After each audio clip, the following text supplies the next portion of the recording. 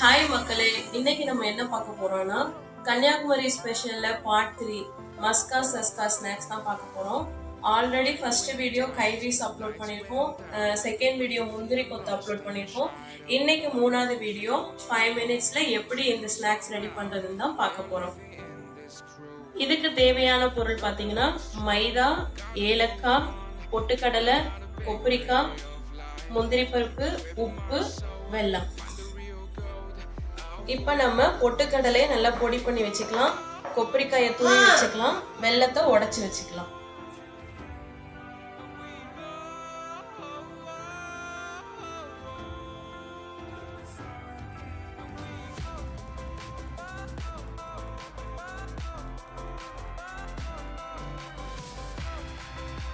இப்போ நம்ம எப்படி செய்யலாம்னு பார்க்கலாம். ஃபர்ஸ்ட் பொட்டுக்கடலையில இந்த வெல்லத்தை, அந்த முந்திரி பருப்பு, ஏலக்காய், தேங்காய் எல்லாத்தையும் நம்ம ஊற்றி மிக்ஸ் பண்ணிக்கலாம் நல்லா.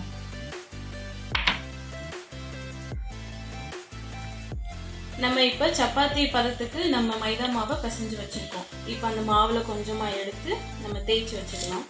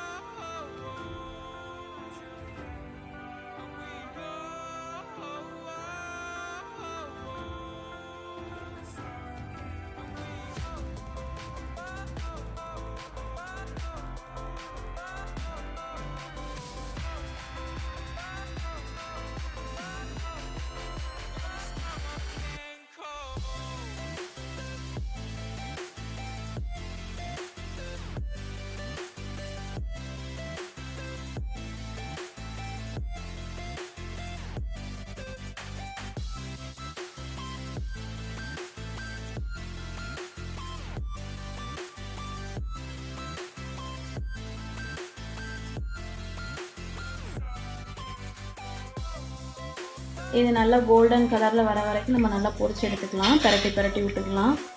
இதுக்கு வந்து சோமசன் கூட இன்னொரு பேர் சொல்லுவாங்க, ஆனால் நிறைய பேர்த்துக்கு அந்த பேர் தெரியாது. மஸ்கா சஸ்கான்னு சொன்னால் ஈஸியாக கண்டுபிடிச்சிடுவாங்க. சில பேர் வந்து இதுக்குள்ளே நம்ம வச்சுருக்க ஸ்டஃபிங்கில் ரவை சேர்ப்பாங்க, ஆனால் நம்ம வந்து பொட்டுக்கடலை சேர்த்துருக்கோம். பொட்டுக்கடலை எல்லோரும் விரும்பி சாப்பிடுவாங்க. அது மாதிரி நம்ம டிஷ்யூ பேப்பரில் வைக்கும்போது நம்மளுக்கு ஆயிலும் நல்லா ட்ரைன் ஆயிரும். இப்போ நான் உங்களுக்கு இதை பிச்சு காமிக்கிறேன். உள்ளே நம்ம ஸ்டஃபிங் எவ்வளோ நல்லா இருக்குது. அந்த வெல்லம், தேங்காய், முந்திரி பருப்பு, ஏலக்காய் இது எல்லாமே நம்ம கடிச்சு மென்று சாப்பிடும்போது இன்னும் டேஸ்ட்டாக இருக்கும். நீங்களும் உங்கள் வீட்டில் செஞ்சு நல்லா சாப்பிடுங்க, குழந்தைங்களுக்கும் கொடுங்க, நல்லது. இந்த வீடியோ உங்களுக்கு பிடிச்சிருந்தா லைக் பண்ணுங்கள், எல்லாருக்கும் ஷேர் பண்ணுங்கள், சப்ஸ்கிரைப் பண்ணுங்கள். தேங்க்யூ.